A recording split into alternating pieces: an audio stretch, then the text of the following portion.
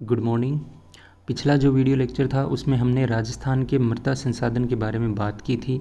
अब इस video lecture में हम राजस्थान की मृदाओं की समस्याओं और उन समस्याओं से इस मृदा को संरक्षित करने, इसको कंजर्व करने की जो डिफरेंट टेक्निक्स हैं, उन टेक्निक्स की जानकारी यहाँ पर हम पढ़ेंगे। तो सबसे पहले अगर हम राजस्थान की मृदा की समस्याओं की बात करें तो हम जानते हैं कि राजस्थान है वो भारत का ऐसा राज्य है जहाँ पर सबसे ज़्यादा भूमि मरुस्थल के अंतर्गत शामिल है। हम जानते हैं कि राजस्थान का लगभग 63% भाग है वो डेजर्टिफिकेशन के अंतर्गत, वो मरुस्थल के अंतर्गत आता है। और वहाँ की भूमि है, उसकी वहाँ की जो मृदाएँ हैं उसकी गुणवत्ता क्या है, कम है। तो जब हम मृदा का संरक्षण और मृदा की समस्याएं पढ़ते हैं तो कुछ शब्द हमारे सामने आते हैं, उनका बेसिक्स जानना हमारे लिए ज़रूरी है। उनमें क्या क्या अंतर होता है ये हमें जानना ज़रूरी है। सबसे पहले अगर हम बात करें सॉइल डिग्रेडेशन की, तो सॉइल डिग्रेडेशन को हम क्या कहते हैं, मृदा अवक्रमण। और मृदा अवक्रमण क्या होता है, सामान्य सी अगर परिभाषा की हम बात करें तो मृदा की गुणवत्ता में कमी आना, मृदा की गुणवत्ता में कमी आना क्या कहलाएगा, सोयल डिग्रेडेशन, मृदा अवक्रमण। तो जो भी कारण रहा होगा, जिस भी कारण से मृदा की गुणवत्ता में अगर गिरावट आ रही है तो वो क्या होगा, मृदा अवक्रमण होगा। अब दूसरा जो शब्द आता है वो है मृदा अपरदन।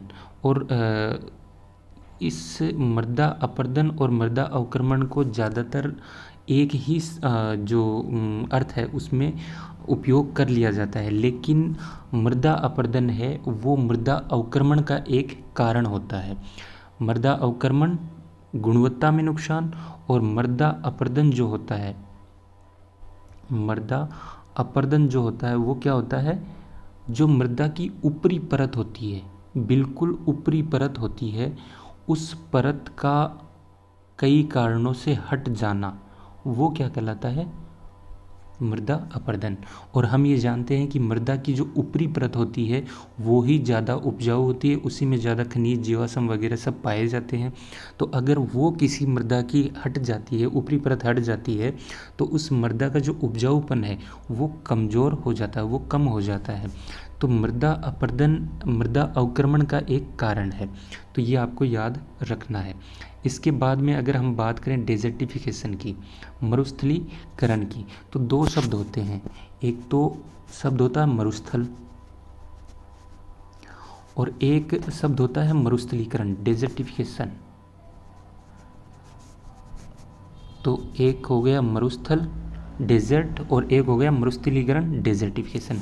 मरुस्थल क्या होता है, वे दशाएं जिनमें जो जैविक पदार्थ हैं उन जैविक पदार्थों के लिए ज़्यादा अनुकूल दशाएं ना हो। जैसे वहाँ पर जीव जंतु वनस्पति वगैरह हैं, उनके लिए ज़्यादा अनुकूल दशाएं नहीं होती है, वहाँ पर शुष्कता ज़्यादा होती है, या फिर वहाँ पर बहुत ज़्यादा गर्मी होती है, बहुत ज़्यादा ठंड होती है।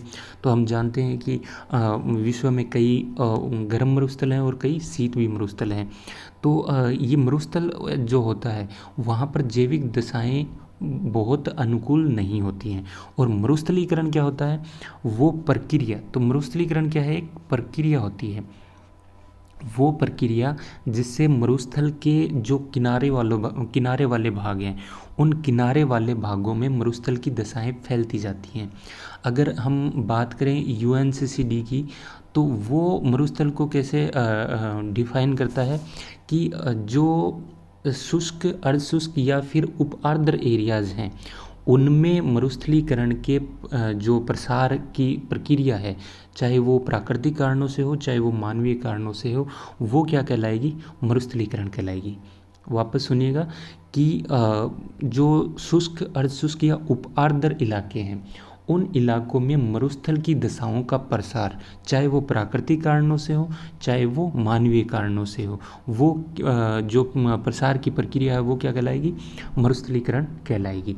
तो ये तीन मुख्य शब्द थे जिनको आपको इनका अंतर याद रखना है और इनकी डेफिनेशन याद रखना है। सोइल डिग्रेडेशन क्या होता है, सोइल इरोजन क्या होता है, और डेजर्टिफिकेशन क्या होता है, और डेजर्टिफिकेशन और डेजर्ट में क्या अंतर होता है, ये भी आपको याद रखना है।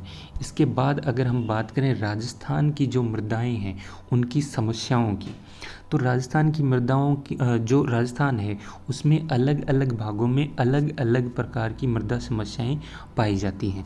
जब सबसे पहले अगर हम बात करें विंड इरोजन, वायु के द्वारा अपरदन की, और शिफ्टिंग सैंड ड्यून्स यानी कि स्थानांतरित होते हुए जो बालू का स्तूप है। हम जानते हैं कि पश्चिमी राजस्थान के जो स्तूप हैं, जो एक आम भाषा में हम कहें टीले या टीबे हैं, वो क्या है कि गतिशील होते हैं। हम जो जैसलमेर वाला इलाका है वहाँ पर कई बार ये होता है कि जो रात भर ऐसी आंधी चलती है कि वहाँ पर बहुत सारी रेत है वो एक स्थान से उठकर दूसरे स्थान पर चली जाती है। तो वो शिफ्टिंग सैंड ड्यून्स और विंड इरोजन, ये राजस्थान की मुख्य समस्या है। ये कौन से भाग में होगी? एक तो राजस्थान का जो शुष्क भाग है उसमें होगी, और दूसरी वो शुष्क भाग है वो राजस्थान के किस साइड में है? राजस्थान के जो राजस्थान का जो पश्चिमी भाग है उस पश्चिमी भाग में ये क्या होगा? जो वायु की द्वारा जो अपरदन है मृदा का, जो उसकी ऊपरी परत हटाना है वो, और शिफ्टिंग सैंड ड्यून्स, ये राजस्थान के पश्चिमी भाग में ज़्यादा प्रभावी रहेंगे। इसके बाद जो अगली प्रॉब्लम आती है राजस्थान की जो मृदाएं हैं उनकी, वो है जो जल द्वारा अपरदन होता है वो। यहाँ पर हमें कुछ शब्द याद रखने हैं। एक तो बूंद अपरदन। अपरदन आपको समझ में आ गया कि मृदा की ऊपरी जो उपजाऊ परत है उसका हटना क्या कहलाएगा? मृदा अपरदन कहलाएगा। पहला आता है बूंद अपरदन। बूंद अपरदन क्या होता है कि जब बारिश होती है और अपने यहाँ मूसलाधार बारिश होती है, ड्रिजलिंग नहीं होती है, मूसलाधार बारिश है वो ज़्यादा होती है, और वो जब मोटी मोटी बूंदें धरातल पर पड़ती हैं तो वो जहाँ पर पड़ती हैं वहाँ से मृदा को हल्का सा वो विस्थापित कर देती हैं। तो वो एक तरह से क्या कहलाता है? बूंद अपरदन कहलाता है। उसके बाद एक आता है चादरी अपरदन या परत अपरदन, या इंग्लिश में कहें तो शीट इरोजन आता है। तो जब जल प्रवाहित होता है तो वो एक जो मृदा की ऊपरी परत है उसको हटा ले जाता है, अपने साथ बहा ले जाता है। तो वो क्या कहलाएगा? मृदा का परत अपरदन या परतीय अपरदन कहलाएगा। ठीक है। इसके बाद जो एक आता है वो है रील अपरदन। वो क्या आएगा? रील अपरदन, रील इरोजन। वो क्या होता है कि जब आप कभी कभी बारिश के बाद किसी रोड पर जाते हो तो जब ऊंचाई वाला भाग होता है वहाँ पर हम देखते हैं कि वहाँ से जब पानी रोड से साइड की तरफ निकलता है तो वो मिट्टी का कटाव कर लेता है, और मिट्टी का कटाव करता है वो पतली पतली नालियों के रूप में करता है। तो वो बहुत ही पतली पतली नालियाँ हैं, वो क्या कहलाएंगी? रील अपरदन। और ये रील अपरदन आगे चलकर बहुत ज़्यादा विस्तृत जब हो जाता है, यानी कि ये पतली पतली जो नलियाँ हैं वो बहुत ज़्यादा चौड़ी अगर हो जाएं तो वो क्या कहलाएगा? गली अपरदन, अवनालिका अपरदन उसे कहेंगे। तो ये गली अपरदन की जो प्रॉब्लम है ये मुख्यतः तो चंबल नदी का जो इलाका है, तो हमने उत्खात भूमि पढ़ा था, वो उत्खात भूमि किससे हुआ था? गली अपरदन का ही वो परिणाम था। तो जो जल अपरदन है उसके आपको क्षेत्र की अगर बात करें तो वो कहाँ होगा? चंबल नदी का जो इलाका है वो। बाकी भी जो नदियाँ हैं राजस्थान की वो भी कमोबेश सारी कुछ ना कुछ अपरदनात्मक कार्य करती हैं, तो वो जल अपरदन के अंतर्गत शामिल होता है। उसके बाद आता है ये जो वाटर लॉगिंग है, ये इसे हिंदी में कहेंगे जलाक्रांता। ये मुख्यतः उन भागों में पाई जाती है जहाँ पर बहुत अधिक सिंचाई की जाती है, बहुत अधिक सिंचाई की जहाँ पर की जाती है, और ख़ासकर जो नहरी सिंचाई वाले भाग हैं राजस्थान में, जैसे गंगानगर और हनुमानगढ़ वाला इलाका है, वहाँ पर क्या होता है कि जब बहुत ज़्यादा सिंचाई कर दी जाती है तो जो जल स्तर है भूमि का, जो भूजल स्तर है वो थोड़ा थोड़ा ऊंचा हो जाता है, और कुछ उसमें नीचे जो कुछ पदार्थ हैं वो उनका जमाव होने लग जाता है, तो वहाँ पर पानी है उसको ज़्यादा नहीं सोख पाती है भूमि। में, तो उसके जो रंध्र होते हैं एक तरह से भूमि के, वो जल से भर जाते हैं और वो उसका उपजाऊपन है वो उससे घट जाता है। तो वो समस्या क्या कहलाएगी? वाटर लॉगिंग की समस्या कहलाएगी। तो ये खासकर नहरी सिंचाई वाले जो भाग हैं, उन नहरी सिंचाई वाले भागों में ये वाटर लॉगिंग की समस्या देखने को मिलती है। एक आप शब्द कभी कभी पढ़ोगे, सेम की समस्या। गंगानगर और हनुमानगढ़ में सेम की समस्या है, वो लगभग यही है। इसके बाद आता है सोडिसिटी ऑफ सॉइल।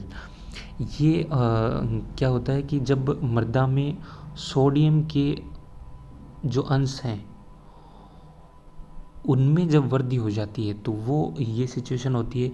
इसमें क्या होता है कि मृदा का जो गठन है वो कमज़ोर हो जाता है, मृदा एक तरह से बिखर जाती है। तो वो इस सोडियम के जो अंश है उसकी अधिकता के कारण होता है। तो वो भी एक राजस्थान की प्रॉब्लम है। क्यों? क्योंकि राजस्थान में नमकीन झीलें हमने पढ़ी थी, वहाँ पर खारी मृदा पाई जाती है। तो ये उन क्षेत्रों की थोड़ी समस्या है। इसके बाद एक आता है क्षारीयता और लवणीयता।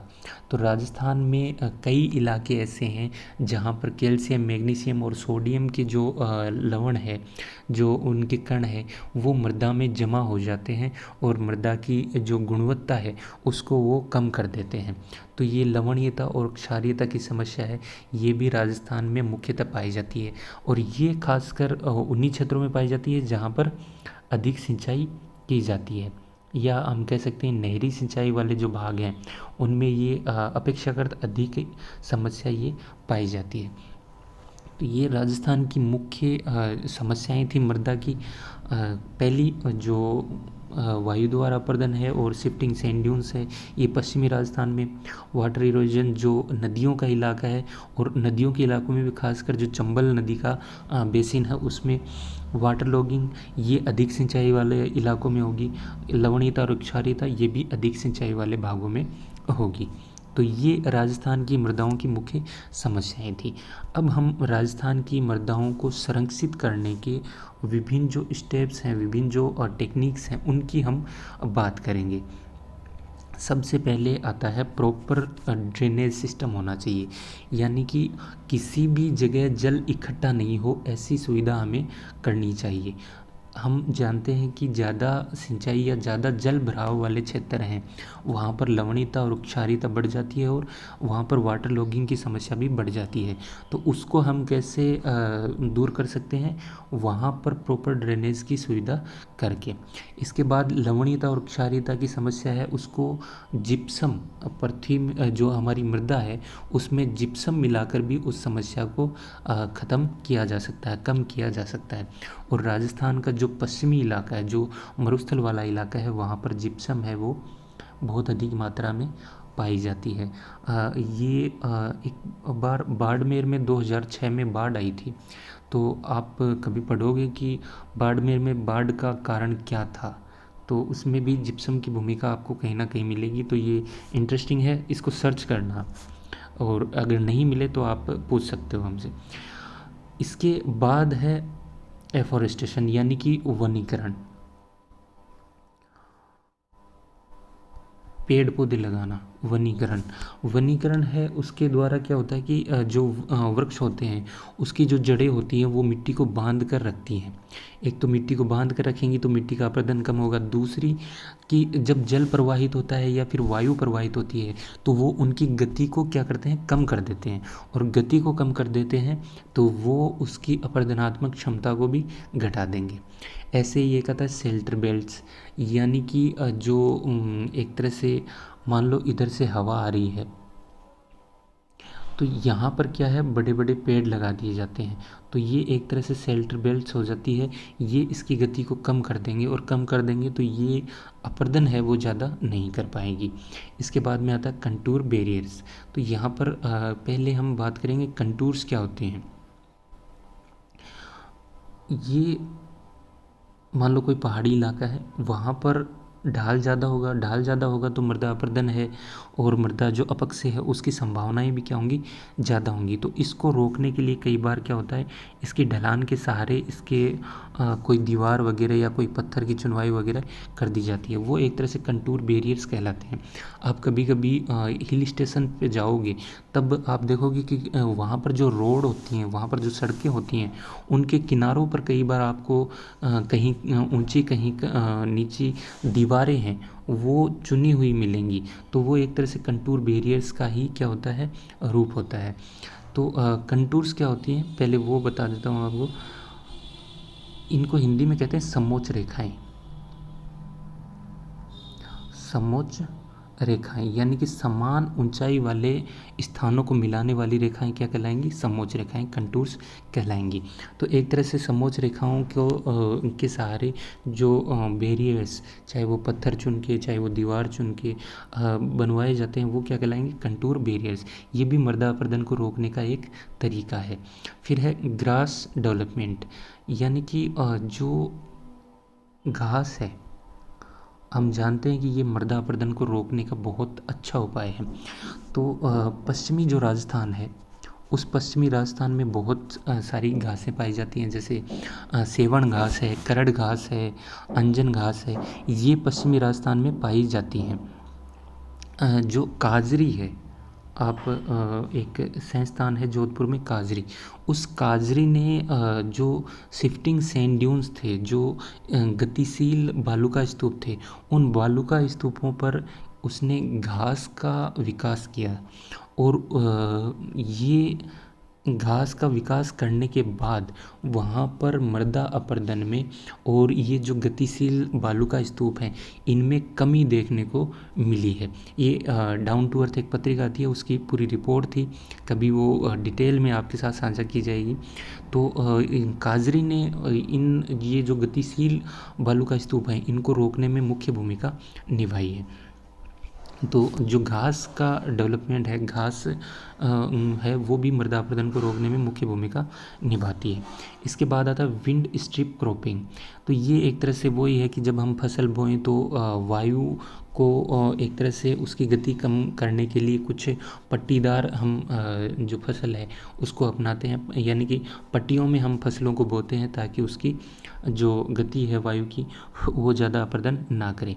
स्टबल मल्चिंग, हम जब गाँव में देखते हैं तो जो फसल हम काटते हैं वो फसल उखाड़ते नहीं हैं, हम काटते हैं, और उसका जो ठूंठ है वो एक तरह से ज़मीन में हम छोड़ देते हैं। और वो ज़मीन में जब हम छोड़ते हैं तो वो एक तो मृदा अपरदन को कम करता है और दूसरा मृदा की नमी को भी वो थोड़ा बहुत बनाए रखता है। तो ये जो ठूंठ होते हैं ना, जो हम फसल के टाइम छोड़ देते हैं, चाहे हम गेहूं की कटाई कर रहे हो, चाहे हम सरसों की कटाई कर रहे हो, चाहे हम बाजरे की कटाई कर रहे हो, तो वो जो ठूंठ छोड़ देते हैं हम, वो एक तरह से क्या है, मृदा अपरदन को रोकने का उपाय है। तो ये जो चीज़ है हमारी परंपराओं में है, ये भी आपको ध्यान रखना पड़ेगा। इसे क्या कहेंगे, स्टबल मल्चिंग। इसके बाद हम बात करें वो है proper drainage system in canal project area, ये हम पहले ही पढ़ चुके हैं। ड्राई फार्मिंग, शुष्क फार्मिंग, यानी कि ऐसी फसलें बोना जिनको जल की कम आवश्यकता हो, तो वो इसमें आ जाएगी, वो भी मृदा अपरदन को रोकने का एक तरीका है। रोक डैम, जो जल प्रवाहित हो रहा है उसको बांध बनाकर रोक सकते हैं, वो भी मृदा अपरदन को कम कर सकता है। मल्चिंग, मल्चिंग हम पढ़ चुके हैं। मल्चिंग यही है, कोई प्लास्टिक मल्चिंग भी होता है, कोई स्टेबल मल्चिंग भी होता है, यानी कि जो हमारे खेत की मृदा है उसको किसी ना किसी परत से ढकना, वही क्या हो जाती है, मल्चिंग कहलाती है। तो उसके डिफरेंट तरीके होते हैं, जैसे प्लास्टिक मल्चिंग भी होता है, स्टेबल मल्चिंग हमने पढ़ लिया है, या फिर उस पर कोई और कवर हम जैविक पदार्थों का डाल देते हैं, तो वो क्या होती है, मल्चिंग होती है। इंटरक्रॉपिंग, अब इंटरक्रॉपिंग भी ये है कि कुछ ऐसी फसलें आती हैं जो मृदा अपरदन या उसको वायु द्वारा अपरदन है उसको कम करती हैं, उनको हम बाहर की साइड में उगा सकते हैं, और बाकियों को जो है उनको हम अंदर। तो ये इंटरक्रॉपिंग है, वो भी क्या है, एक मृदा अपरदन को रोकने का तरीका है। एक है टेरेस फार्मिंग और एक है कंटूर प्लंगिंग। ये दोनों लगभग सेम से ही आपको मिलेंगे, लेकिन इनमें जो अंतर है वो बता देते हैं आपको कि ये मान लो कोई ढलान वाला इलाका है, इस ढलान वाले इलाके पे खेती करना ज़्यादा आसान नहीं होता है। तो वहाँ पर क्या होता है कि या तो हमारे पास ऑप्शन है कि वहाँ पर हम ऐसे सीढ़ीदार खेत बना लें, ठीक है। तो यहाँ पर खेत हो गया, यहाँ पर खेत हो गया। अब यहाँ से जब जल चलेगा तो यहाँ पर आके मंद पड़ जाएगा, यहाँ पर आके मंद पड़ जाएगा। उससे क्या होगा कि जल की जो अपर्दन की क्षमता है वो कम होती जाएगी। तो ये तो क्या कहलाएगा, टेरेस फार्मिंग। ये इसे हम क्या कह सकते हैं, जो सीढ़ीदार खेत हैं वो भी कह सकते हैं। एक होती है कंटूर वो प्लगिंग। तो ये क्या होती है कि ये मान लो कोई ढलान है, तो एक तो इस ढलान के लंबवत हम खेत की बिजाई करें और एक ऊपर से नीचे ट्रैक्टर चलाएं। अब दोनों में अंतर समझना है। अगर यहाँ पर बारिश होती है, जो ऊपरी भाग है उसमें बारिश होती है, तो ये जो खेत के एक तरह से अपन मारवाड़ी में बात करें तो जो खुड होते हैं, तो वो उनके अंदर से जल है वो नीचे की ओर आएगा, उसमें अवरोध है वो उत्पन्न नहीं होगा। तो उसकी मृदा को अपर्दित करने की जो क्षमता है वो क्या हो जाएगी, ज़्यादा हो जाएगी। तो ये जो ढाल के अकॉर्डिंग या ढाल के समानांतर एक तरह से कह सकते हैं, अगर हम खेत की बुआई बिजाई करेंगे तो वो मृदा अपरदन को एक तरह से बढ़ा देगा, वो कम नहीं करेगा। जबकि अगर हम जो हमारा खेत है, जो ढलान वाला खेत है, उसमें ढलान के लंबवत अगर हम बिजाई करेंगे तो जब यहाँ पर बारिश होगी और जल नीचे की ओर प्रवाहित होगा, तो हम जानते हैं कि ये जो एक तरह से जो मेड़ होंगी हमारी, जो बुआई के बाद बन जाएंगी, वो इस जल की गति को क्या कर देंगी, कम कर देंगी। और कम कर देंगी तो मृदा की जो अपर्दन की क्षमता है वो भी कम हो जाएगी जल द्वारा, तो मृदा का अपर्दन है वो भी कम होगा। तो ये मृदा अपर्दन को रोकने के कुछ उपाय थे। अब मृदा अपर्दन के क्या परिणाम होते हैं, हम जानते हैं कि जैसे मृदा की उर्वरता कम हो जाती है, भूमि का जल स्तर है वो कम हो जाता है, वहाँ पर वनस्पति कम हो जाती है, डिजर्टिफिकेशन है वो बढ़ने लगता है। ये सारे उसके परिणाम हैं।